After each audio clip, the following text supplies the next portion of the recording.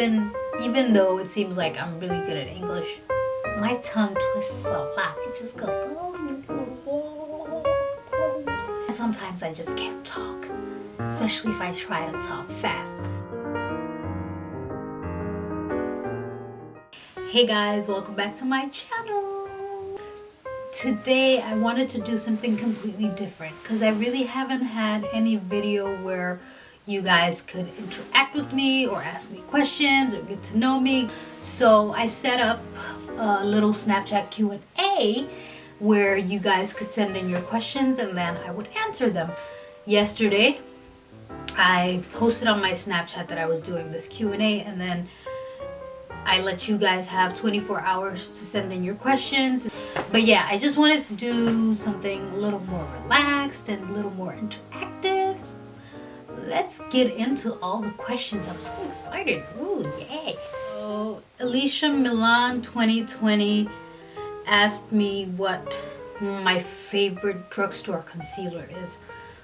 Favorite drugstore concealer, I think it would be the Maybelline Fit Me concealer. A lot of people say that it reminds them of the NARS, what is it called, Radiant Creamy Concealer. It doesn't. It's a little more, it's not as full coverage as the one from NARS, but it's amazing still for drugstore concealer. And other than that, I just use the LA Girl Pro. I know it's not drugstore, but they're so affordable, so it might as well just be drugstore because some of them are even more less expensive than the ones from drugstores. So yeah, that's my favorite drugstore concealer. Let's go to the next one. Let's go to the next one, shall we? Okay. I'm gonna pronounce her name the way that we would pronounce it. Her name is Zainab Ali, and then there's a 3 at the end. Yeah, she asked me when will I be moving to Copenhagen so I can do her makeup forever. To be honest, Copenhagen is really not my scene, but I'm right around the corner. Copenhagen is only like 2 hours away, so you know what? Just give me a call, girl. I got you. I got you. Next question. Yeah. This question I tend to get a lot. I don't just get this question on my Snapchat, but I also get it on my Instagram and on all kinds of makeup groups. So I'm gonna answer it here, and I will also have it in the description box so you guys know where they're from. I usually wear contact lenses, and those lenses are from solotica.co.uk, but I will have it in the description box. And that was Donjanaz. So the next question is from Zuzi. Her question says, what is your skin routine? MashaAllah, sis, your skin looks flawless. May Allah protect you from evil eyes. Jazakallah khair. Thank you very much. To be honest, I don't really do much with my skin. I think I said this before on my Snapchat. I exfoliate once a week. I do a mask once a week. I do a peel once a week. So I have some skincare stuff from Murad, and it's mostly for making your pores less visible, but I use it around my nose because I have blackheads on my nose, and then I have small pores, not too much, right around here. So what I do is I use that to exfoliate. I can't really show you because I only got a little tester, but I'm definitely going to buy that. So I do that, and then I use a peel. I'm going to show you the name of the series that I use for the peels. So this is Onsen. This is the skin moisturizer. So I have another one that looks just like this, but it's a peel. So I use that once a week, and then I do a mask. You can do a DIY mask. You can get a mask for whatever skin needs you have, and that's what I do, and that's it. Other than that, I keep my face clean. That's one thing that is super important, which I learned. I usually used to go to sleep with my makeup, but now I don't do that anymore because, you know, I'm getting older and I'm not trying to mess up my skin and get all kinds of wrinkles. I know they say black don't crack, but a little bit of crackage, just a little bit, will happen. So just keep your face clean, and I do skincare once a week, and then that's it. Other than that, I use my moisturizer and I'm good to go. This is from my sister. And I know it's not a question, but I told her I would put her on Snapchat if she tried me. That's my sister. And her question is, why are you ugly? So you guys saw my sister. Who's the ugly one of us two? I'm kidding. She's the cutest, even though she's so annoying. But I told her I would put her on Snapchat, so now you guys got to see my little sister. Hold the 12. Her question is, how long did it take you to learn about makeup? I think I told this story a couple of times before, but 2-3 years ago, all I used to own, like my makeup bag, I didn't even have a makeup bag. Like I had a literal plastic bag. That's what I used to have. I had a foundation, I had a blush, I had an eyeliner, mascara, and that's it. And then occasionally I would put on lashes because that was always my thing. Like it's been 1 year and 2-3 months since I started doing makeup, since I started reading about it. Since I actually used to watch YouTube videos a lot, but I was too scared to try it on myself, so I was always hesitant. But I always did a little bit of eyeshadow here and there on my mom and on my friends, and you know, slowly I just got into it. I started watching more, and then I started practicing. So I usually had my friends come in and be models for me, and I would do their makeup, and then all of a sudden everyone was like, you're getting so good at this, like maybe you should consider taking this seriously. Basically how I learned was by practicing. The thing is, there's a difference between watching a YouTube tutorial and then actually trying it out. There's no point in watching a tutorial if you're not gonna grab a brush and try it out yourself, because that's the best way to learn. That was a very long answer to a very short question, but I thought I was going to give you the entire story, the full story behind my makeup transformation. The next one is a really good question. It's from Asili. She asked me, where do you see yourself in 10 years? The classic question. She actually has 2 questions. The other one is, how's life as a makeup artist? I mean, is it hard? So let me answer this in 2 separate answers, okay? First of all, I'm gonna be honest. I don't like to think about where I see myself in 10 years, because at the end of the day, I could be dead tomorrow. I know that sounds very morbid, but I like to take one day at a time, especially because when I look at myself now and 5 years ago, I didn't think that I would be here today. I didn't think that this is where I would be in my life right now. When I was younger, I always used to plan out and be like, okay, so when I'm 25, I'm gonna do this. When I'm 30, I'm gonna do this. And I'm gonna have had this and this and that. And nothing turns out the way that you plan it. But hopefully in 10 years, let's just say that I have 2 sides to me. The makeup is one thing, but I also am doing my master's in psychology and cultural encounters. So basically, I would love to be able to be a freelance makeup artist and also work in my field of education. I've always had this dream of, of changing the integration system in Denmark, probably not only in Denmark, but in other countries as well. So I would love to be working in integration here in Denmark in order to kind of change the system so that it is more lenient for the older people in the diaspora.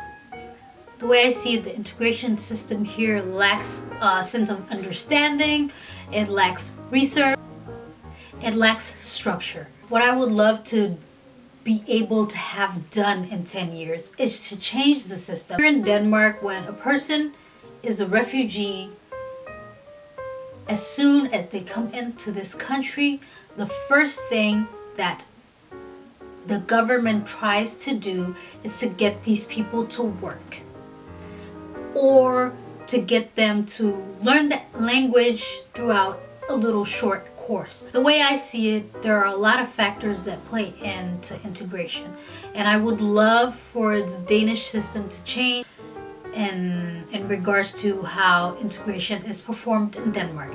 I would love for them to take into consideration that older people have different ways of learning. The learning process is different for them because either they have experienced trauma or they know someone who has experienced trauma. Some of them are illiterate. Some of them have never went to school. Some of them have never really, had a healthy childhood. There are a lot of things that have to be dealt with before you can start an integration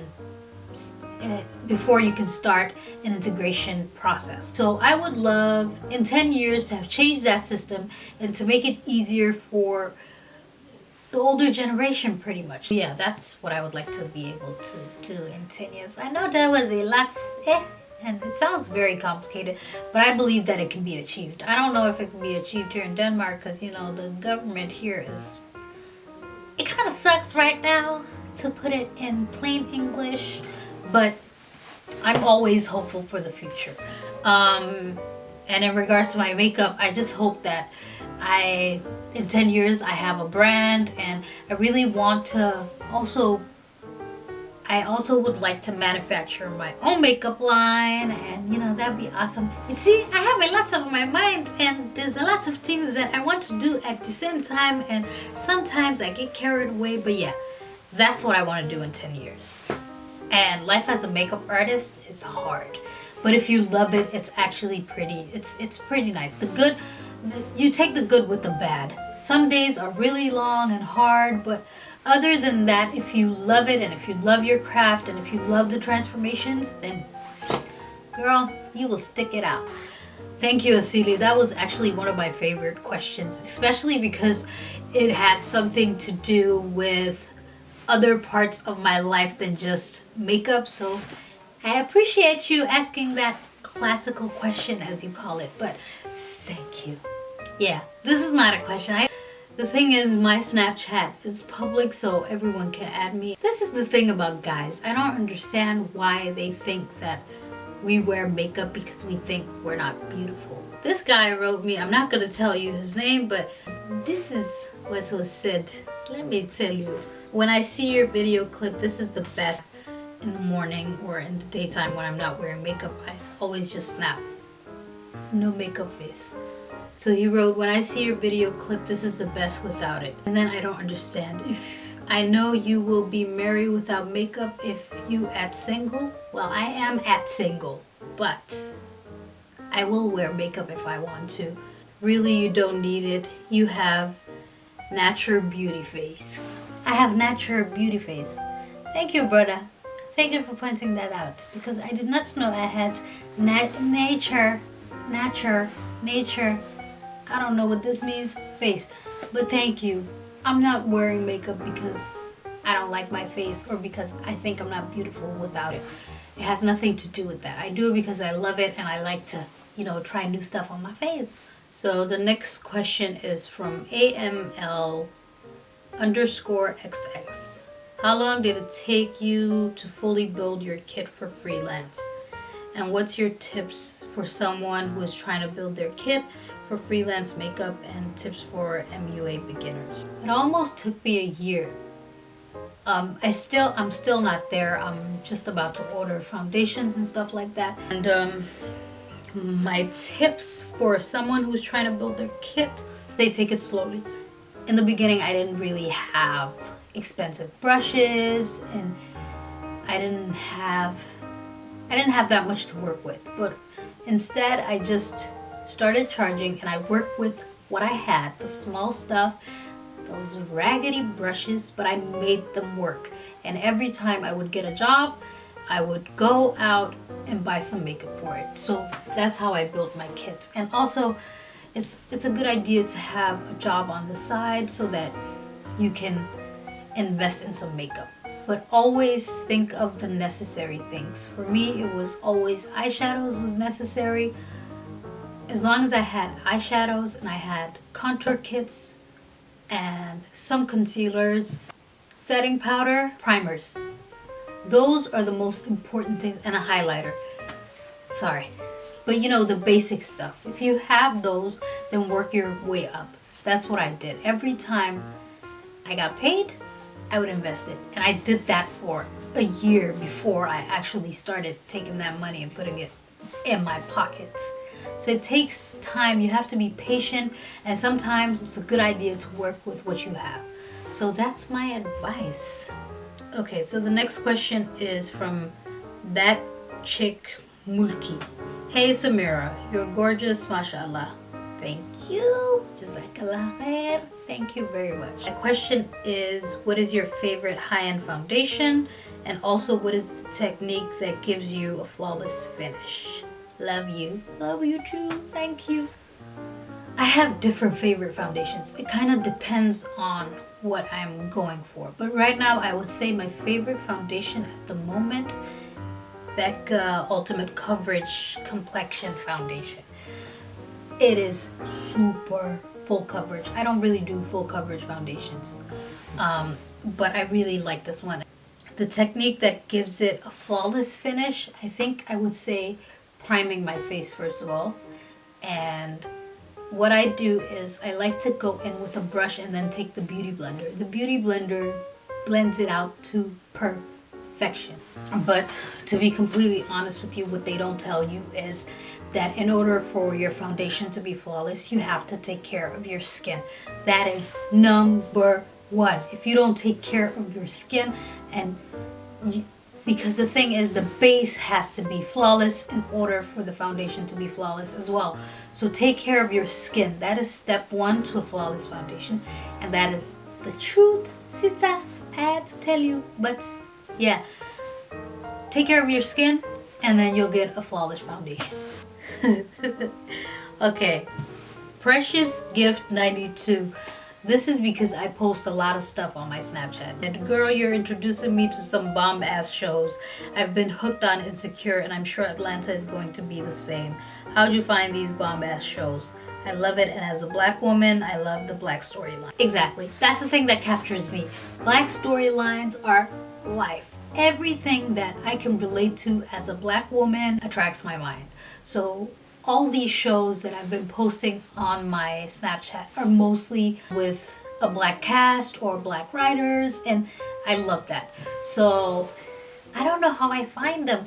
I'm just a show junkie pretty much. And in regards to Insecure, I've been watching Awkward Black Girl when it was a YouTube, was it a web series? Yeah. I loved Awkward Black Girl, especially because it was speaking to me, because I was like, that's me. Hey, Isa, you have me, I am you. Oh, sister, we are connecting. I understand what you are going through. I feel the awkwardness all the time. That's me. So, you know, if I can relate to it and it attracts me, and if it can make me laugh at the same time because I'm a goofball, I'm in it. Definitely, don't worry. If I find other shows, I got you, girl. I got you. So yeah, that was the last question, which was an amazing question. Everything that has to do with shows is my cup of tea. But I really enjoyed doing this, and hopefully sometime further along the way I will do another one. Yeah, that's it. Thank you guys for taking the time to asking me questions, and I hope that I answered them. I definitely tried my best. That was it for me today. I is out of here. I'm hungry. I'm gonna eat me some food. Before I leave, remember to thumbs up. Remember to subscribe. Remember to share. What else you gotta remember? I always forget this. Remember to share. Remember to follow me on my Instagram. Remember to add me on my Snapchat. And go check out my Facebook page as well. But I will have all the info you need in the description box as usual. Alright? Alright.